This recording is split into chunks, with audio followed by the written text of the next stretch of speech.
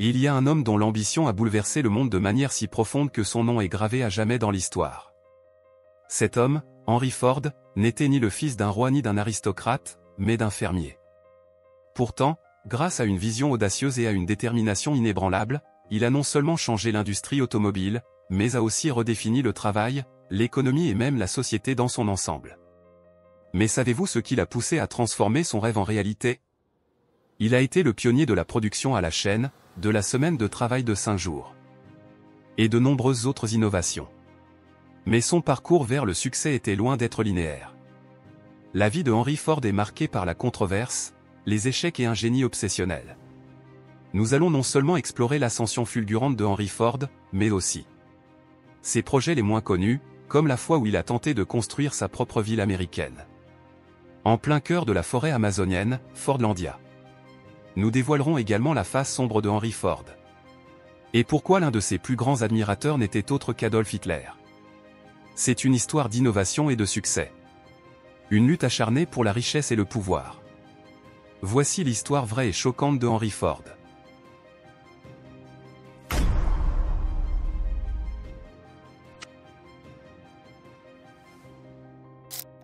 Né le 30 juillet 1863, Henry Ford grandit dans une ferme à Dearborn, dans le Michigan. Un endroit qu'il finit rapidement par détester. Henry évitait souvent ses responsabilités d'aîné et passait la majeure partie de ses journées à la maison. Tandis que ses 5 frères et sœurs travaillaient au champ. Un voisin l'a même décrit comme « le garçon le plus paresseux du monde ». Mais il y avait une raison à cela, Henry était totalement fasciné par les machines. Allant jusqu'à affûter des aiguilles à tricoter de sa mère pour en faire des tournevis. Il passait des heures à démonter et remonter des horloges et des outils agricoles, tentant de comprendre leur fonctionnement. Cependant, lorsqu'il dut aller à l'école, il trouva cela encore plus ennuyeux que la ferme. Il estimait que c'était une perte de temps et ne dépassa jamais la 8e année scolaire. Henry préférait apprendre par lui-même. En grandissant, il enrôla ses amis et ses frères pour construire diverses machines. Allant des roues à eau au mini-moteur à vapeur. Bien que ces expériences se soldaient souvent par des explosions ou quelques blessures. Son talent pour la mécanique était évident. Son plus grand déclic survint lorsqu'à accent grave 13 ans, son père lui offrit une montre de poche. Il apprit rapidement à la démonter et à la remonter encore et encore, perfectionnant sa technique. Bientôt, il se fit payer pour réparer des montres dans toute la ville. Mais quelques mois plus tard, un événement allait changer sa vie. Lors d'un voyage à Détroit avec son père, Henry vit pour la première fois un véhicule sans cheval. C'était un tracteur à moteur à vapeur. Fasciné, il se fit une promesse silencieuse, il construirait un véhicule comme celui-ci un jour. Malheureusement, cette même année, une tragédie frappa sa famille. À seulement 13 ans, Henry perdit sa mère des suites de complications liées à un accouchement. Il était plus proche d'elle que de quiconque, et sa mort le laissa dévasté. Il décrivit la vie à la ferme après sa disparition comme « une montre sans ressort principal ». Dès lors, il détesta encore plus sa vie rurale. Il était persuadé qu'il était destiné à accomplir de grandes choses, bien au-delà du simple élevage de vaches et des récoltes. Mais en tant qu'aîné, son père comptait sur lui pour reprendre la ferme familiale. Cette tension ne cessa de croître, jusqu'à ce qu'Henry prenne une décision radicale. À 16 ans, il quitta définitivement la ferme et s'installa à Détroit. Un véritable choc pour son père, qui prit cette décision comme une immense déception. Mais les choses allaient encore empirer. Car après seulement une semaine à son nouveau travail à Détroit, Henry se fit licencier. Seul, sans revenu, et dans une ville qu'il ne connaissait pas. Henry Ford semblait au bord du gouffre. Mais contre toute attente, l'aide arriva d'un endroit inattendu. Henry fut sauvé par son père, qui lui trouva un emploi de réparateur dans un atelier mécanique tenu par un vieil ami. Bien que son père fût déçu qu'Henry ait tourné le dos à l'entreprise familiale. Il reconnaissait son incroyable talent pour la mécanique et savait que ce travail était fait pour lui. Henry trouva un logement bon marché chez sa tante et accepta également un travail de nuit.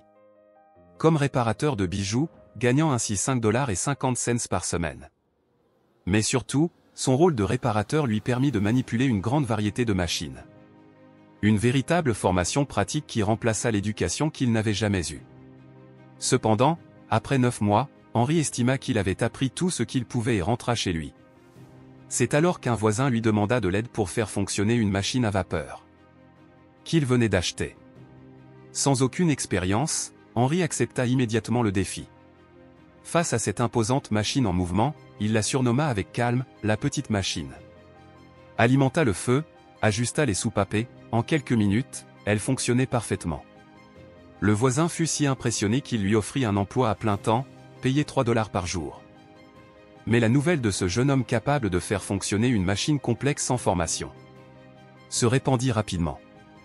Et à la fin de l'été, un représentant de Westinghouse, une entreprise de fabrication de machines à vapeur, vint lui proposer un poste de réparateur. Henri accepta et passa les étés suivants à entretenir des machines dans tout le Michigan et l'Ohio. Mais il n'avait pas oublié son rêve. L'hiver, il tentait de construire son propre véhicule à vapeur, comme celui qu'il avait vu à Détroit des années plus tôt. Malgré des centaines d'heures de travail, rien ne fonctionnait. Bien que des véhicules à vapeur existaient depuis 1769, ils roulaient sur des rails. Or, Henri voulait construire une voiture capable de rouler librement sur la route. Mais il réalisa bientôt que les moteurs à vapeur étaient bien trop lourds pour être efficaces sur des véhicules routiers. Son rêve semblait impossible. Un jour, Henri tomba sur un article décrivant une nouvelle invention, le moteur à essence silencieux. Il le rejeta immédiatement, pensant qu'il était bien trop faible pour propulser un véhicule. Mais quelques années plus tard, une entreprise lui demanda de réparer l'un de ses moteurs. En le démontant, Henri fut stupéfait. Le moteur était beaucoup plus puissant qu'il ne l'avait imaginé, et surtout, très léger. Il savait désormais qu'il avait trouvé l'élément clé pour créer son véhicule. Il proposa alors à sa fiancée, Clara, de déménager à Détroit pour qu'il puisse en apprendre plus sur ses moteurs. Elle accepta, ce qui tombait bien, car Henri avait déjà accepté un poste de réparateur dans une entreprise de Thomas Edison. Travailler pour Edison était un rêve pour Henri, et cela lui permit d'acquérir une expérience directe sur les moteurs à essence. Très vite, il impressionna tout le monde et fut promu ingénieur en chef, doublant ainsi son salaire à 80 $ par semaine. Mieux encore, ce poste ne l'occupait pas en permanence, lui laissant le temps de travailler sur son propre projet, son véhicule 100 chevaux. Lors d'un séminaire d'entreprise, Henri rencontra Thomas Edison lui-même, qui l'encouragea à poursuivre son projet. À Noël 1893, Henri entra dans la maison en courant et cria à sa femme: « J'ai fabriqué mon premier moteur à essence. » Bien que rudimentaire et capable de fonctionner seulement 1 minute. C'était le début d'une révolution. Pendant les 3 années suivantes, il travailla sans relâche, utilisant des pièces abandonnées dans les usines. En 1896, son prototype était enfin prêt. Un cadre en acier monté sur 2 roues de vélo, il l'appela le quadricycle. Le 4 juin 1896, il le testa pour la première fois. Il roulait vite et de manière fiable. D'autres avaient déjà conçu des voitures à essence, mais la sienne était l'une des plus rapides, atteignant 32 km/h. Mais Henri savait que ce n'était que le début. Il vendit son quadricycle pour 200 $ et utilisa cet argent pour financer la deuxième version de son véhicule. Il lui fallut 3 ans pour l'améliorer, la rendant plus rapide et plus robuste. Mais Henri voulait désormais se consacrer à 100% à son invention. Et il avait besoin d'investisseurs pour transformer son rêve en entreprise florissante. En 1899, Henri parvint à convaincre un riche homme d'affaires de financer sa première entreprise, la Detroit Automobile Company. Mais ses investisseurs ne partageaient pas sa vision. Ils voulaient produire des voitures de luxe rapidement et à prix élevés, alors qu'Henri voulait des véhicules abordables pour le grand public. Les désaccords s'intensifièrent, et en 1901, après seulement 2 ans, l'entreprise fut liquidée. Henri était à nouveau ruiné. Mais il ne renonça pas. Il se lança dans la course automobile, pensant que la compétition était le moyen idéal pour perfectionner ses voitures. Son pari fonctionna, il remporta plusieurs courses avec ses prototypes légers et puissants. Son succès attira à nouveau les investisseurs. Et en 1903, il créa sa 3e et dernière entreprise, la Ford Motor Company. Henri voulait une voiture fiable, facile à utiliser et bon marché. Il lança en 1908 le modèle T. Une voiture simple, robuste et vendue à seulement 850 $. Mais son véritable coup de génie survint après une visite dans un abattoir de Chicago. Il observa comment les ouvriers découpaient les carcasses sur une chaîne de montage, chacun effectuant une seule tâche pour maximiser l'efficacité. Henry appliqua ce principe à ses usines. Résultat, la production d'une voiture passa de 12 heures à seulement 90 minutes. Grâce à cette innovation, le modèle T devint un immense succès. En 1927, 15 millions d'exemplaires avaient été vendus. Henry Ford continua d'innover, introduisant le salaire minimum journalier de $5, la semaine de 5 jours, et améliorant les conditions de travail. Mais il devint aussi de plus en plus controversé, notamment pour son antisémitisme et son admiration pour Hitler. En 1947, Henry Ford s'éteignit à 83 ans, laissant derrière lui un empire automobile colossal. Aujourd'hui, la Ford Motor Company vaut plus de 50 milliards de dollars. Et continue d'innover avec les véhicules électriques. Henry Ford a changé le monde, mais à quel prix? En 1919, Henry Ford confia officiellement la présidence de la Ford Motor Company à son fils Edsel Ford. Mais en réalité, Henry restait celui qui contrôlait tout en coulisses. Edsel, plus jeune et visionnaire, voulait moderniser l'entreprise. Mais à chaque nouvelle proposition, son père l'humiliait publiquement. Henry refusait catégoriquement de produire d'autres modèles que la Ford T. Persuadé que c'était la seule voiture dont les gens avaient besoin. Il alla même jusqu'à envoyer Edsel en voyage d'affaires à répétition. Juste pour l'éloigner des prises de décision. Mais Henry se trompait. Les ventes du modèle T commencèrent à chuter. Car les consommateurs voulaient des voitures plus modernes et luxueuses. Ce que proposaient déjà General Motors et Chrysler.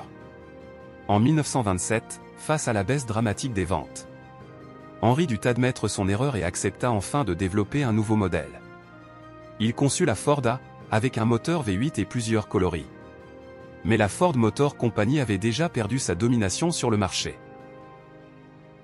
Dans les années 1920, Henry Ford investit des millions pour créer une colonie utopique au cœur de la jungle brésilienne. Son objectif? Produire du caoutchouc pour ses voitures et bâtir une ville modèle qui reflèterait ses propres valeurs américaines. Baptisée Fordlandia, la ville comprenait des maisons, des écoles, un hôpital et même un terrain de golf. Mais Henry Ford imposa des règles strictes à ses ouvriers brésiliens. Interdiction d'alcool, de tabac et de loisirs. Surveillance constante par une police privée. Résultat? Les ouvriers se révoltèrent, détruisirent les installations. Et Fordlandia devint un véritable fiasco. En 1945, Henry dut revendre la ville au gouvernement brésilien, subissant une perte colossale. Aujourd'hui encore, les ruines de Fordlandia restent le symbole de cet échec absurde. En 1943, Edsel Ford mourut d'un cancer de l'estomac, n'ayant jamais eu la chance de concrétiser ses idées pour l'entreprise. Son fils, Henry Ford II, reprit la direction de la société après la mort de son grand-père en 1947. La Ford Motor Company, bien qu'affaiblie, survécut. Et continua d'innover avec des modèles emblématiques comme la Thunderbird et la Mustang. Mais l'ère où Ford dominait totalement le marché automobile ne revint jamais. Henry Ford laisse derrière lui un héritage paradoxal. Un génie visionnaire qui a démocratisé la voiture et transformé le monde du travail. Un homme autoritaire, antisémite et impitoyable avec ses employés. Face aux révélations sur son passé, la Ford Motor Company accepta en 2001 de verser 5 milliards de dollars en compensation pour l'utilisation de travailleurs juifs forcés sous le régime nazi. Aujourd'hui, l'entreprise se tourne vers l'avenir, investissant massivement dans les voitures électriques et les nouvelles technologies. En 2023, le gouvernement américain a accordé à Ford un prêt record de 9,2 milliards de dollars pour accélérer la production de véhicules 100% électriques. Avec une valeur actuelle de plus de 50 milliards de dollars, Ford reste l'un des plus grands constructeurs automobiles du monde. Mais tout cela a commencé avec un simple garçon de ferme, qui refusait d'accepter un « non » comme réponse. Henry Ford a changé le monde, mais à quel prix? En vieillissant, Henry Ford devint de plus en plus obsédé par les théories complotistes antisémites. Il accusa les Juifs d'être responsables de tous les problèmes du monde, allant même jusqu'à financer un journal qui publiait des articles haineux chaque semaine. Ses écrits furent compilés en livres et traduits en allemand, devenant une source d'inspiration pour Adolf Hitler lui-même. Hitler, admiratif, avait un portrait de Henry Ford dans son bureau et mentionna son nom dans Mein Kampf. En 1938, le régime nazi lui décerna la Grand Croix de l'Aigle allemand, la plus haute distinction pour un étranger. Mais ce n'est pas tout. Un rapport de l'armée américaine révéla qu'en pleine Seconde Guerre mondiale, les usines Ford en Allemagne produisaient des véhicules pour l'armée nazie et utilisaient des prisonniers des camps de concentration comme main-d'œuvre forcée. Ce passé sombre restera l'un des aspects les plus controversés de sa vie. C'est fini pour cette vidéo, merci d'avoir suivi. N'oubliez pas d'aimer et de vous abonner. À très bientôt pour une nouvelle vidéo.